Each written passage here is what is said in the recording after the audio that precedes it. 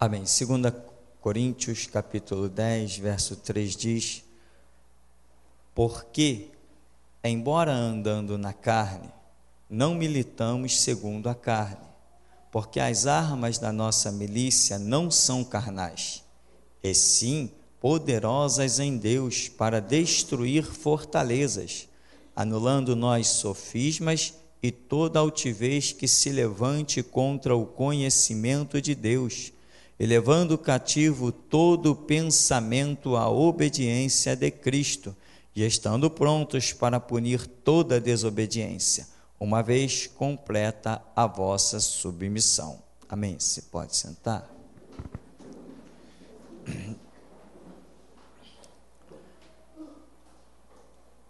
Irmãos,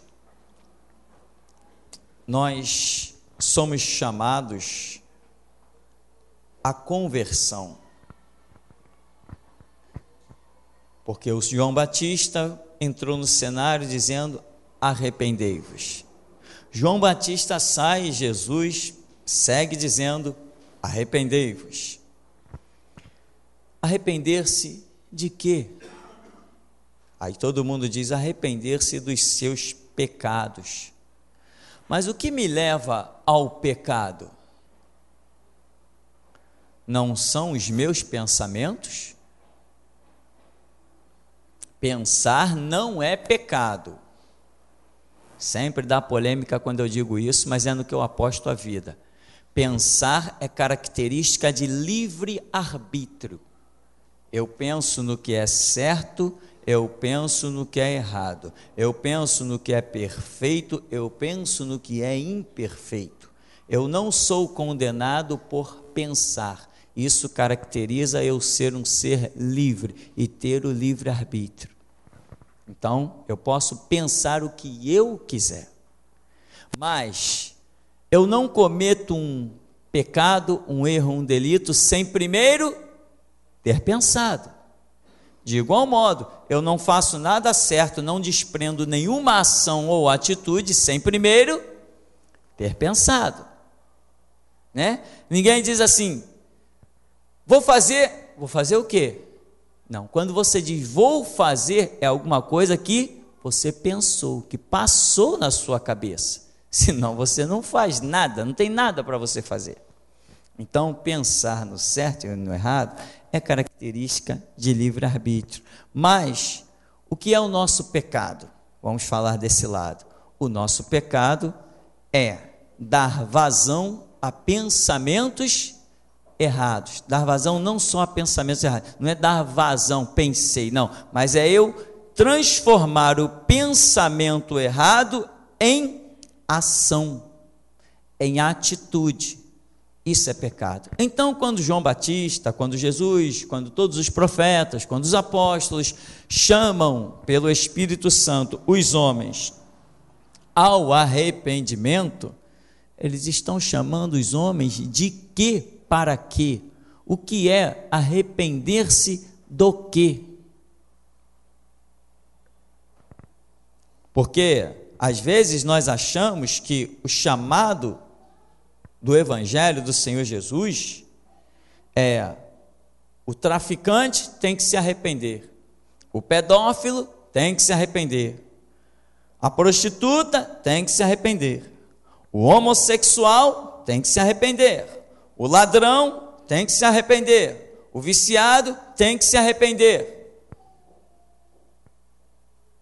Ora, mas Jesus disse que a Escritura nos adverte que todos pecaram. Ora, e tem gente que não é viciado, tem gente que não rouba, tem gente que não é pedófilo, tem gente que não é prostituta, tem gente que não é homossexual, então esse não precisa de arrependimento?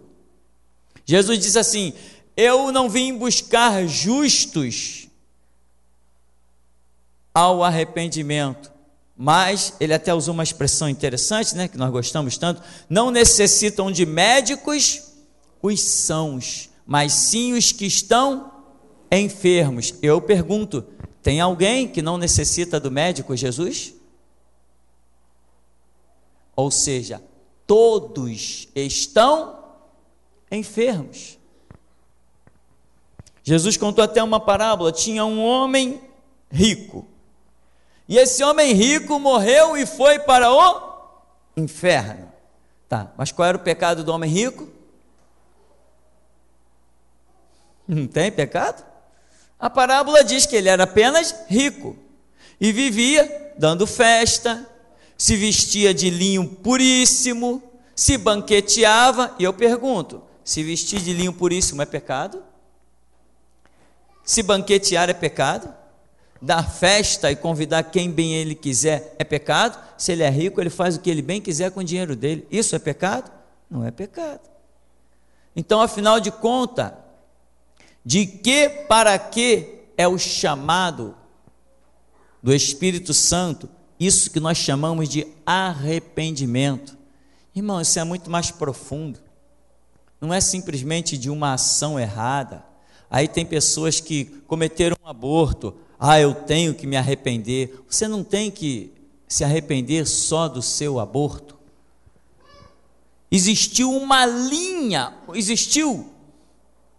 um livro de linhas de pensamentos que te levaram a isso. O seu pecado está muito mais profundo. E se você não rever os seus conceitos, você vai voltar a praticar as suas ações serão sempre iguais.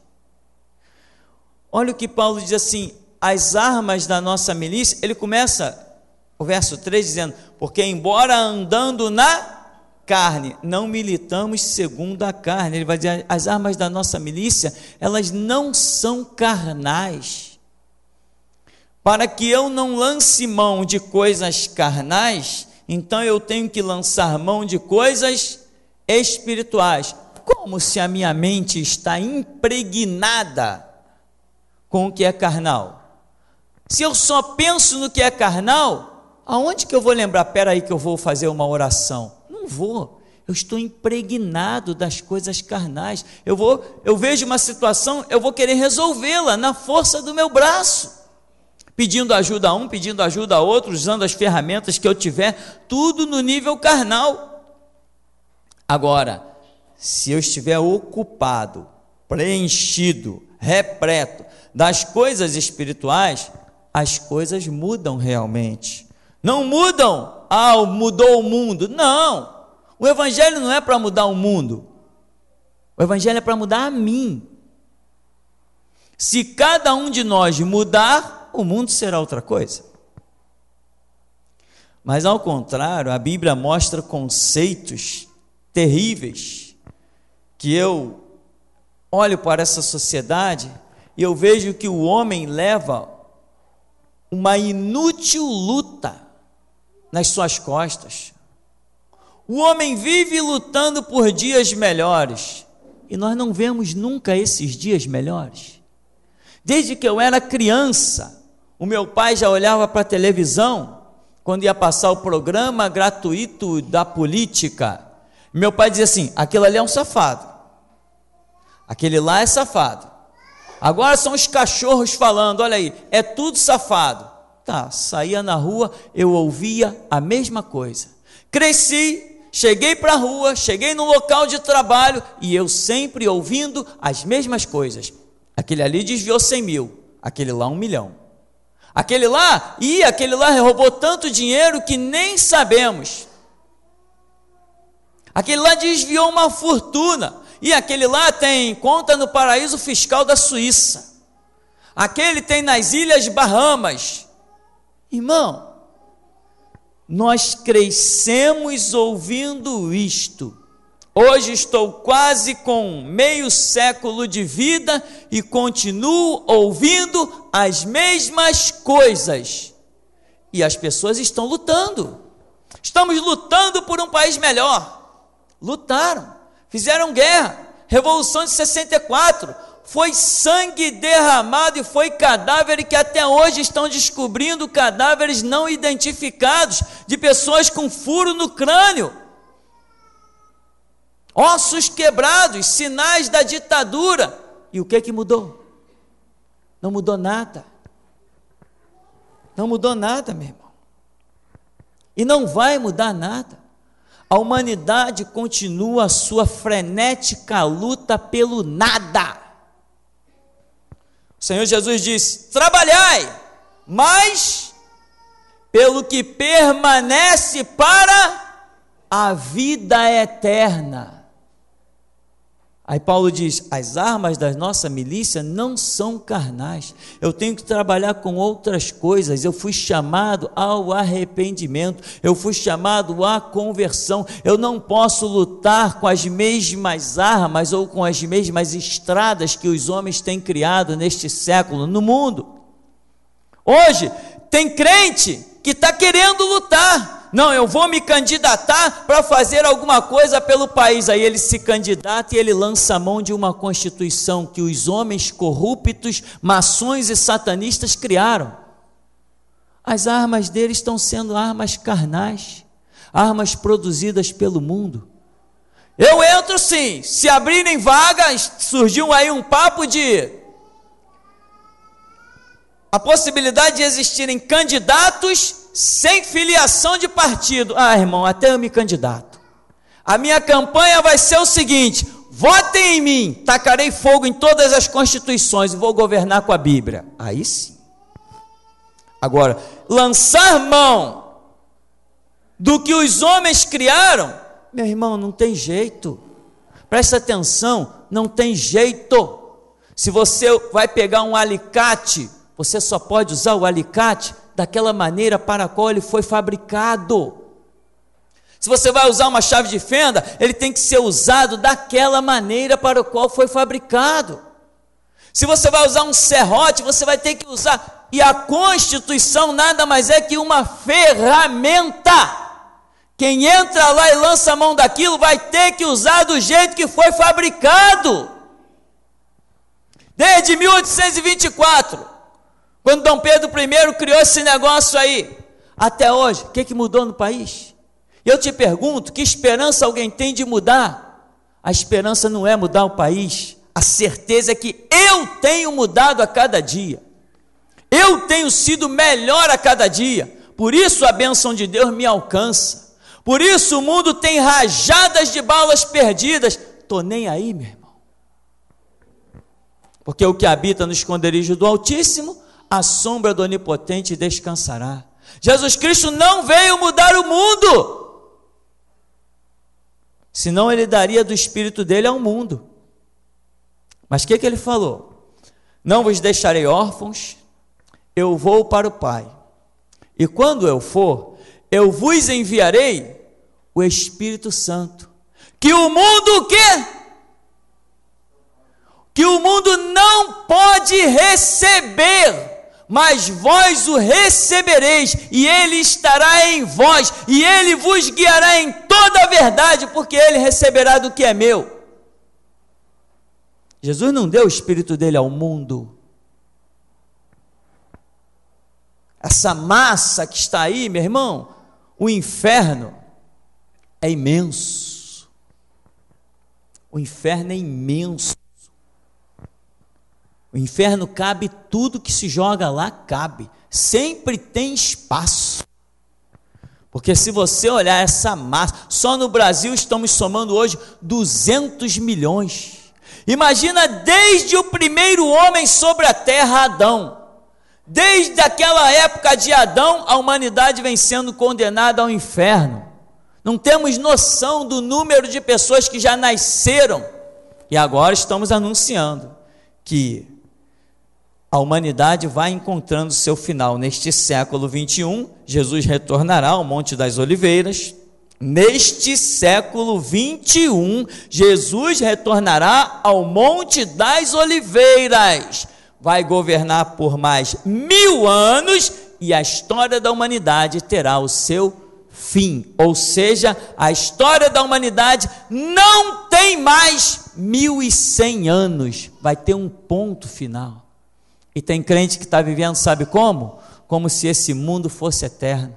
Ignoram as próprias palavras do Senhor Jesus, que o céu e a terra passarão. Mas voltando aqui, a humanidade está vivendo uma inútil luta, desde tempos antigos. Nabucodonosor chegou diante dos jardins, imagina se que fossem os jardins suspensos da Babilônia. Olha o que eu fiz para a minha glória, olha o que eu construí. Imagino que ele deve ter olhado para os filhos dele e dito assim: os meus filhos estarão bem com esse império que eu montei, com esse reinado que eu montei, com as armas, com o exército que eu montei, e os meus filhos estão tranquilão para o resto de suas vidas. Eu pergunto, cadê os filhos e os descendentes de Nabucodonosor? Onde eles estão? A humanidade tem uma luta inútil, meu irmão. A humanidade tem uma luta que não para de uma ilusão do diabo, uma fantasia.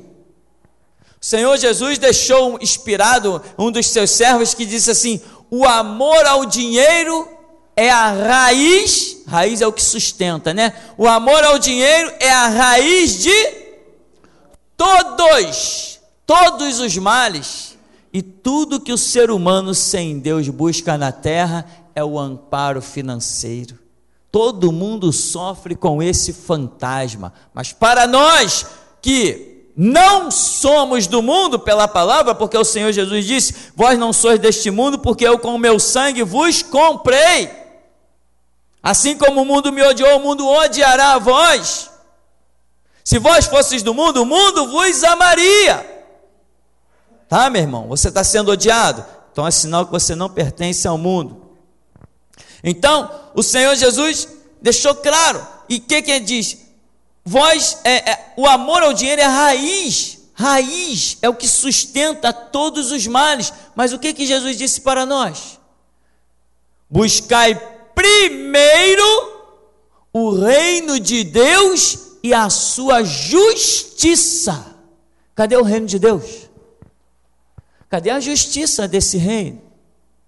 Aí Paulo diz: as armas da nossa milícia não são carnais, não são visíveis, não são palpáveis. E as demais coisas, disse Jesus, as demais coisas serão acrescentadas. O que Jesus está dizendo? Se vai ser acrescentado, vocês não vão buscar isso. Aí começamos a mensagem dizendo que João Batista e Jesus nos chamou ao arrependimento. De quê? Arrependimento de quê? Eu não estava matando ninguém, não estava roubando nada de ninguém. Meus pais já tinham me ensinado que eu tinha que respeitar os mais velhos, que eu não tinha que pegar nada de ninguém, não tinha que furtar nada de ninguém. Eu não estava fazendo nada disso quando o evangelho chegou na minha vida. Eu tinha que me arrepender de quê? Dos meus pensamentos. Eu tinha que me arrepender das lutas que eu estava lutando, das conquistas e dos objetivos que eu estava ambicionando. Paulo diz que nós temos a mente de Cristo. E eu pergunto, quando foi que Jesus correu atrás da casa própria? Quando foi que Jesus esteve preocupado com os bens da terra? Quando foi que Jesus ficou de olho grande na mansão do seu vizinho? Quando foi que Jesus disse: eu vou orar para que Deus me dê mais do que aquele lá, para que todo mundo veja que o meu Deus é grande. O meu Deus não é grande quando eu tenho um tijolo em cima de outro tijolo, meu irmão. O meu Deus é grande quando eu oro e tenho resposta, aí Ele é grande. Meu Deus não é grande por causa de cimento, ferro, coluna, pedra. Não é isso que faz um Deus grande? Senão o Deus daquele prédio lá, 40 andares, o prédio do correio, aquele é um Deus enorme. Deus grande, meu irmão, é a nossa vida estruturada e inabalável. O mundo pode ruir, mas nós estamos de pé, atravessando as situações e proclamando a glória de Deus, sabendo o que nos aguarda, o que está nos esperando. E a humanidade?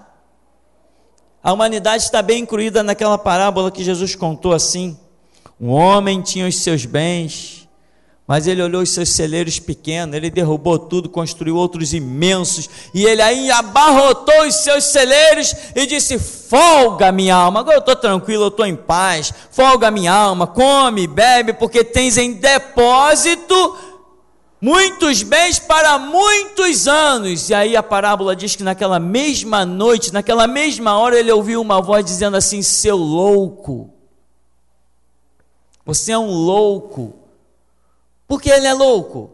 Porque ele não se converteu. Mas qual era o pecado dele?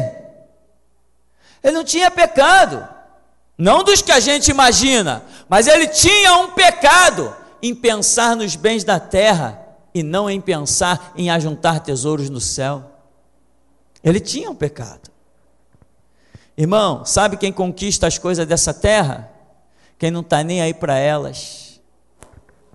Porque a ordem é que elas sejam acrescentadas e não buscadas. Olha, assim diz o Espírito Santo: quem está buscando as coisas da terra não vai ter nada. Assim diz o Senhor. As coisas da terra são para aqueles que as desprezam. Porque a ordem para a igreja, a ordem para os remidos, a ordem para os lavados no sangue do Cordeiro é que as demais coisas sejam acrescentadas. Quem está buscando isso em oração, em clamor, está ocupando o seu tempo com essas coisas, não vai ter nada. Não dado por Deus. Pode conquistar, vai lá, trabalha, se mata, chega lá, faz seu empréstimo, faz o que você quiser, você vai lá e conquista. Mas dado por Deus é diferente. A bênção do Senhor enriquece e não acrescenta dores. E a humanidade? O que a humanidade busca? A humanidade busca isso que os nossos olhos veem, meu irmão. E eu, como servo de Deus, busco as mesmas coisas? Eu já contei isso, não sei se você lembra, uma vez tinha uma pessoa que foi comprar um aparelho de som. Eu estava vendendo um aparelho de som já usado, eu acho que eu já era o quarto ou quinto dono daquele negócio. Um negocinho simples demais. E uma pessoa de uma outra igreja veio, eu queria comprar, eu falei, é assim e tal, botei para tocar e tal. Aí ela virou para a filha dela e disse assim: não, vamos comprar esse aparelho de som, que é para aqueles vizinhos nossos ímpios, vejam que o nosso Deus é grande. Eu falei, ué? Quer dizer que agora um Deus tão grande é comparado a um aparelho de som? Isso não é Deus grande, isso é um Deus pobre, coitado, miserável, que deve estar morando debaixo de um viaduto. Deus grande, meu irmão, é aquele que mesmo sem eu ter uma mesa, Ele me faz comer do melhor da terra. Deus grande, meu irmão, é aquele que mesmo se eu não tiver uma veste, eu não morro de frio, porque Ele me sustenta. Deus grande é aquele que me faz atravessar 40 anos no deserto, sem as minhas vestes e as minhas sandálias gastarem. Isso é que é Deus grande. Não é Deus grande quem tem propriedade dessa terra, não. Porque quando nós descermos ao caixão, vai ficar tudinho aí, ninguém vai levar nada. Nada!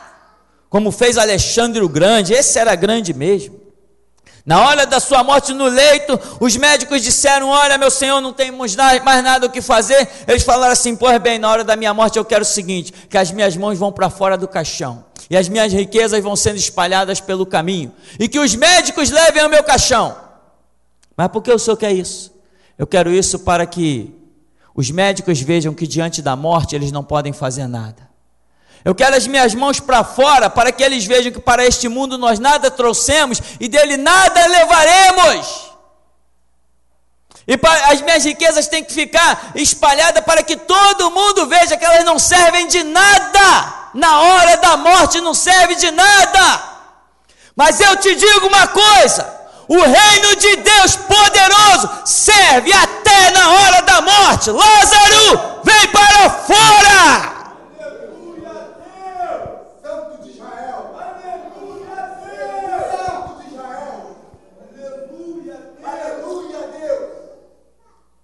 Uma mulher foi buscar, uma mulher de madrugada, cedo, ao romper da alva, ao findar do sábado, como diz a Escritura, no início do domingo, chegou lá para procurar no túmulo. E de repente, 2 anjos disseram para elas assim: a quem buscaste? buscamos a Jesus de Nazaré, que foi morto. E os anjos disseram assim: olha lá o lugar onde ele estava. Veja, ele não está mais aqui. Não está mais aqui? Não. Ele ressuscitou, como havia dito. Irmão, quem olha para os valores dessa terra, ainda olha para um Cristo sepultado. O que a igreja do Deus vivo precisa é saber que Ele está vivo. Se você souber que Jesus está vivo, eu te garanto uma coisa: você vai ser a pessoa mais valente que esse mundo já produziu. Se você souber que Ele está vivo mesmo, você vai ser alguém sobrenatural. Você não vai estar nem aí para nada. Você vai olhar para o ouro e para a prata desse mundo, as cédulas que os homens criaram, você vai olhar para isso com total desprezo. Não interessa se tem uma em cima da tua mesa ou se tem 1 milhão. Você vai saber que acima de todas as coisas reina Deus. Nunca vi desamparado o rico, nem a sua descendência mendigar o pão. Eu nunca vi desamparado o justo. Pode ser pobre, mas não fica desamparado. E cá entre nós, o socorro do Senhor vale mais que ouro e prata. E a humanidade está aí nas suas lutas. Vemos esses jovens todos aí nessas passeatas. Já falei que eu tiro o chapéu para eles, não estou criticando nesse sentido não, mas a luta deles é inútil. Tiro o chapéu para a coragem deles. Pressionaram o governo, mostraram que quem manda é a massa popular, mostraram isso. E isso é digno de se tirar o chapéu mesmo. Mas eu vi lá tantos jovens, moças e rapazes. Estamos mudando a história do nosso país, não está mudando nada. Não vai mudar nada. Naquela massa ali está cheio de pecador. E vão continuar pecador. Está cheio de gente a caminho do inferno. E vão continuar caindo no inferno. Não estão mudando nada. Porque ninguém muda a história da humanidade sem primeiro mudar a sua própria história.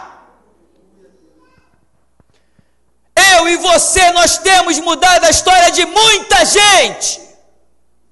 Porque primeiro mudamos a nossa própria história. Somos os moralistas da terra.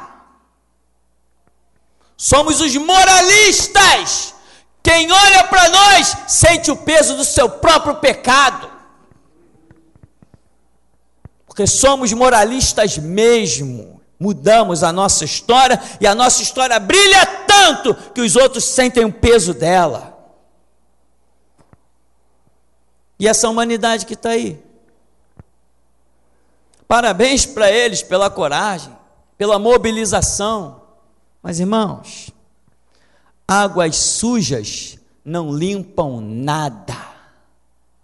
Há um rio cujas correntes alegram a cidade de Deus. O santuário das moradas do Altíssimo, Deus está no meio dela e não será abalada. O único rio capaz de fazer uma verdadeira história limpa, resplandecente, é o rio da palavra de Deus. Fora isso, é balela, é apenas movimento. Aquela praça da Central do Brasil ali, em 1964, eu não era nascido, fui nascer 2 anos depois, mas meu pai e minha mãe contam que aquilo virou uma praça de guerra, tá? A polícia mandou bala, morreu tanta gente, porque iam mudar a história do país. E eu pergunto, mudou o quê? O que mudou?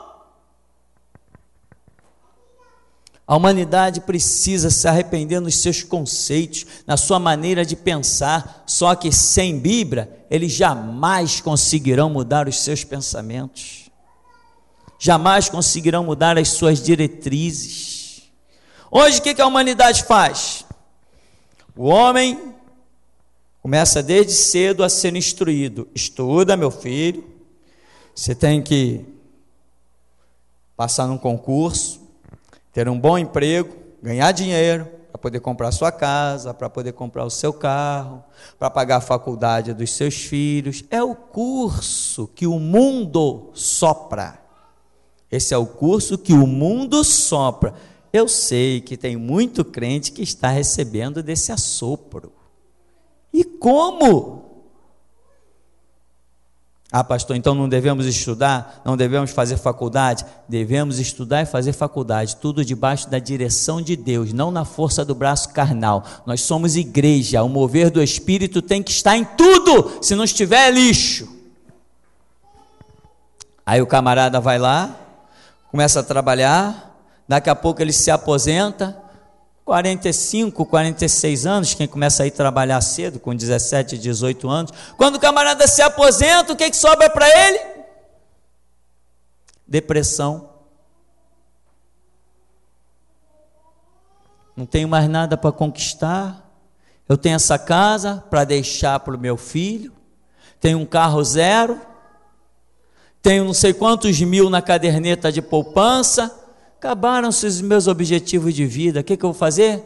Eu vou para a praça jogar um dominozinho, uma carta, eu vou jogar buraco, e outros joguinhos que tem por aí, né? Sueca, Honda, o 21, vou fazer isso. Até quando? Até que a morte por acaso venha e me encontre. Isso é o mundo. E nós temos um objetivo de vida. Meu irmão, eu vou te dizer uma coisa. Sei que você não quer saber da minha idade, mas eu vou te dizer, eu tenho 47 anos. E é como se eu tivesse nascido ontem. A minha vontade de viver, ela é imensa. Ela é imensa. Sabe por quê? Porque os meus objetivos ainda não foram alcançados. Agora, as pessoas no mundo alcançam seu objetivo, depois que se conquista dinheiro, acabou.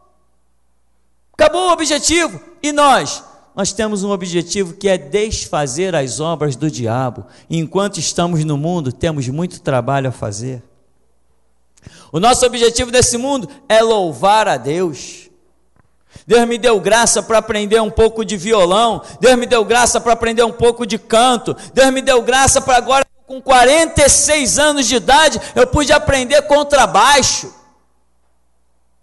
Estou envolvido no mundo de música. Minha filha está tocando violino, o outro está tocando saxofone, outro está tocando guitarra, toca um teclado. Nós podemos montar uma banda. Os nossos objetivos de vida com Jesus nunca caem em rotina. Eu vou chegar, se eu tiver que chegar a 100 anos, vou chegar com ânimo, aprendendo e vivendo coisas.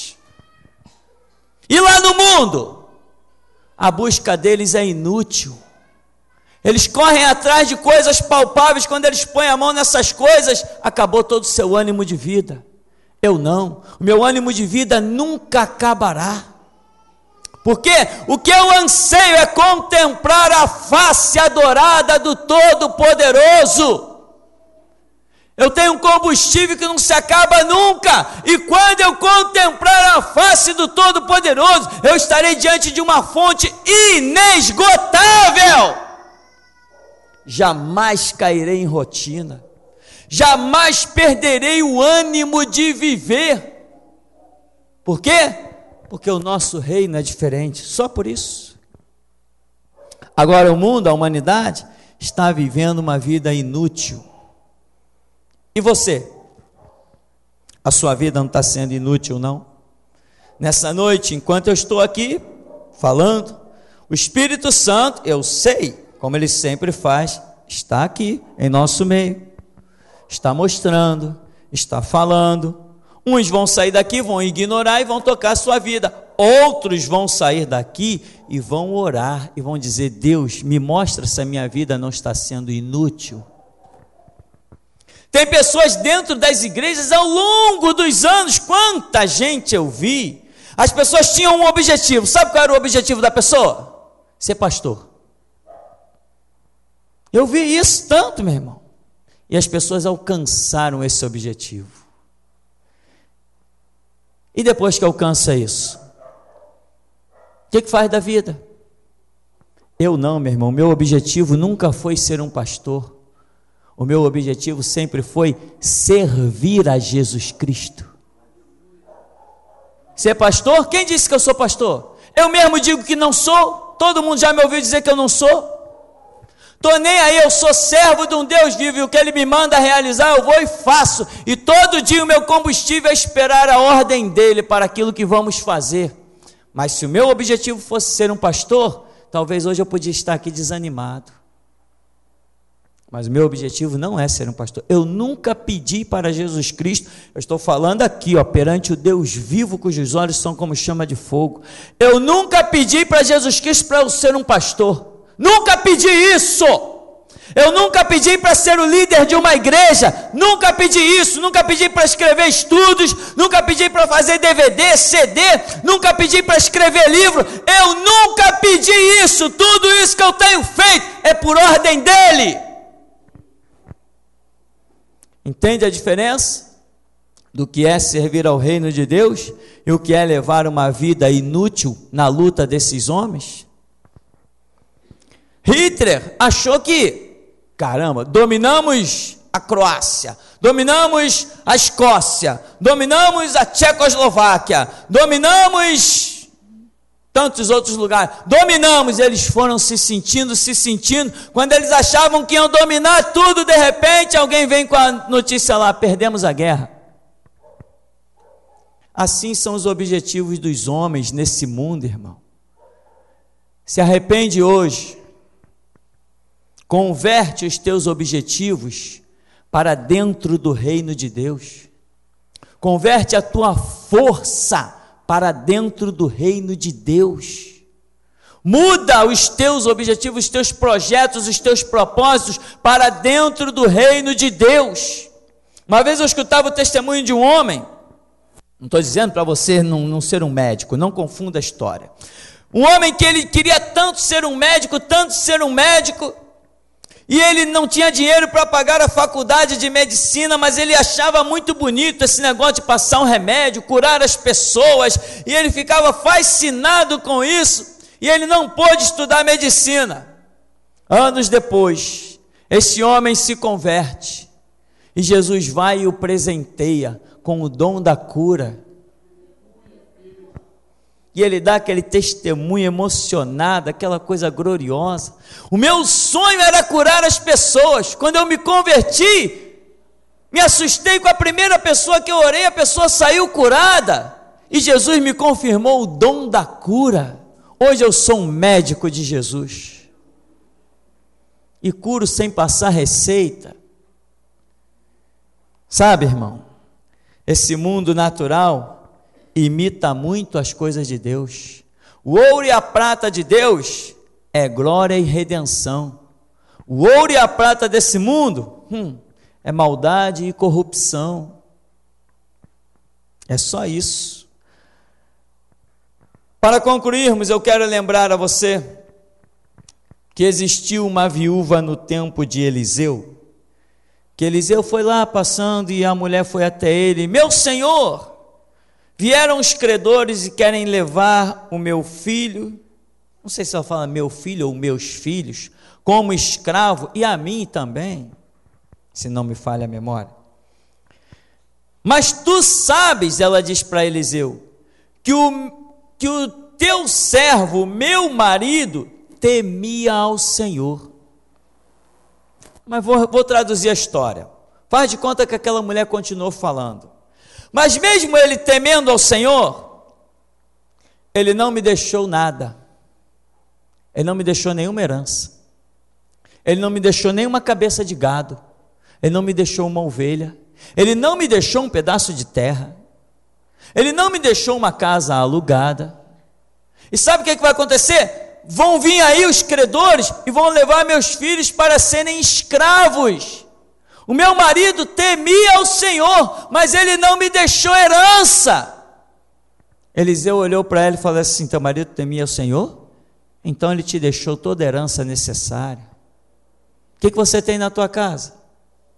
Só tem uma botija de azeite, de farinha, né? Ele falou assim: vai lá pela vizinhança e pede vasos emprestados a todos, quanto tu puder, pede. E ela foi, e ele disse: pegamos, agora pega desse pouquinho que você tem e vai colocando em cada vasilha. E ela daqui a pouco chega para ele: meu senhor, enchemos todas as vasilhas. Ele falou assim: então agora pega, vende esse azeite, paga as tuas dívidas, e tu e teus filhos vivei do resto. A herança do Senhor é o quê? Eu preciso traduzir ou você traduz? A herança do Senhor é azeite. Azeite é o Espírito Santo. Ou você vive disso, ou você vai ser escravo. Liberta-se, que a tua mente seja liberta agora, irmão. Sua mente precisa ser liberta agora, irmão. Esse é o momento, essa é a hora. Eliseu disse para ela: está cheio de azeite lá? Pois bem, com este azeite você não vai dever a ninguém. Paga a tua dívida. Com este azeite você e teus filhos vivam dele. Irmão, você só tem isso para viver como servo de Deus. E outra coisa, pais, mães, tão preocupados: preciso deixar uma casa para os meus filhos, preciso deixar dinheiro para os meus filhos. Irmão, eu vim do zero. Não vou nem dizer que vim do nada, eu vou dizer do zero. Eu vim de não ter uma roupa para vestir. Quando era frio, meu irmão, dentro da casa onde eu deitava, dormia no chão, era tanto frio que ninguém dormia. No calor, era tanto calor que ninguém dormia. E a um grosso modo eu vou usar essa expressão: as conquistas que Jesus colocou na minha vida são tremendas. Não foram fruto do meu trabalho secular. Tudo que eu tenho, hoje eu tenho casa, e uma casa grande, uma bela casa. Tenho um carro, e tenho um carro que eu quis ter. Tenho um carro que eu quero ter. Eu tenho casa, eu tenho carro. Aqui na igreja não falta nada. Temos tudo que tu imaginar que é necessário para a obra, nós temos. Não falta nada aqui. Estamos aí terminando agora uma construção de 4 andares. Não falta nada. Jesus tem dado tudo. Agora, eu não estou deixando nenhum patrimônio para os meus filhos. Não estou deixando nada para os meus filhos. Isso aqui não é patrimônio para passar de geração em geração. Isso aqui eu não estou trabalhando com visão carnal. Eu estou trabalhando e estamos construindo essas coisas é para o reino de Deus.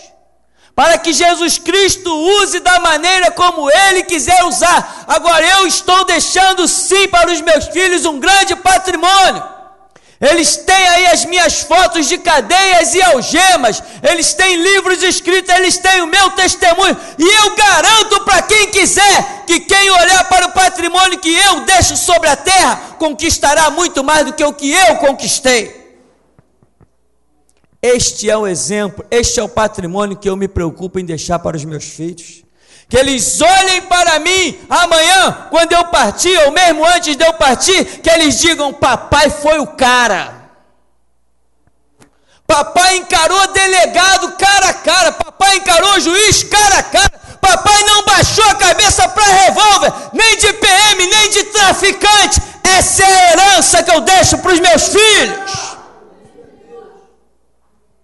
Dinheiro, eu não preciso deixar dinheiro para eles, porque ninguém deixou para mim, e eu tenho. É com o sangue de Cristo, meu irmão, e a sua fé, que se conquista todas as coisas. Aleluia. É olhando para Cristo, autor e consumador da fé. É crendo, é confiando, é colocando a vida em holocausto no altar para queimar até a cinza. É assim que se conquista, irmão.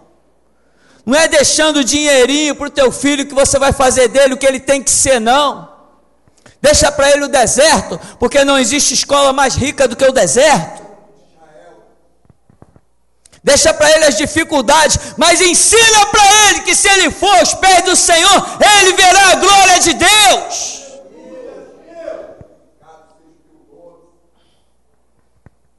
Cadê que os meus desertos acabaram comigo? Quando os inimigos me cercaram, cadê os inimigos hoje? As nossas conquistas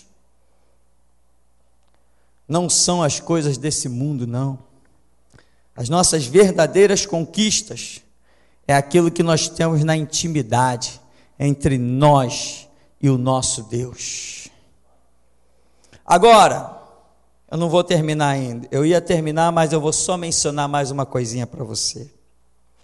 Eu entendo que você pode ter os teus momentos de fraqueza, afinal de contas, o pai da fé, um homem chamado Abraão, já ouviu falar nele?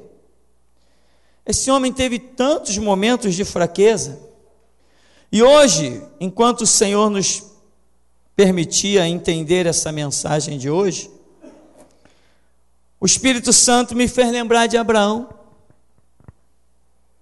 que Abraão disse assim, Deus disse para Abraão, Abraão, tu és o bendito do Senhor, eu vou te fazer prosperar, eu vou te fazer isso, vou te fazer aquilo. E Abraão virou para Deus e falou, sabe o quê? Abraão, Deus, como que o Senhor vai me fazer prosperar? Como que o Senhor quer ver a minha felicidade, em outras palavras? Como que o Senhor quer ver a minha alegria? Se eu sou um homem que não tenho filho, e toda a minha herança, todos os meus bens, vai ser para o servo, parece Damasceno, nascido lá na minha casa. A visão de Abraão estava errada, porque as conquistas que Deus nos dá, não é para a nossa família, é para o seu próprio reino. O que Deus coloca em nossas mãos é para ser usado para o reino dele. O que você tem, meu irmão, se não for de Cristo, o ladrão à meia-noite vai roubar. As tuas possessões, tudo que você pensa ter, todo ninho que você colocou no alto, as tuas grandes torres, se não tiverem entregues a Cristo, elas serão derrubadas e tu vai ficar sem nada. Não olhe para as coisas que Deus te deu e diga, é meu. Diga, é do reino.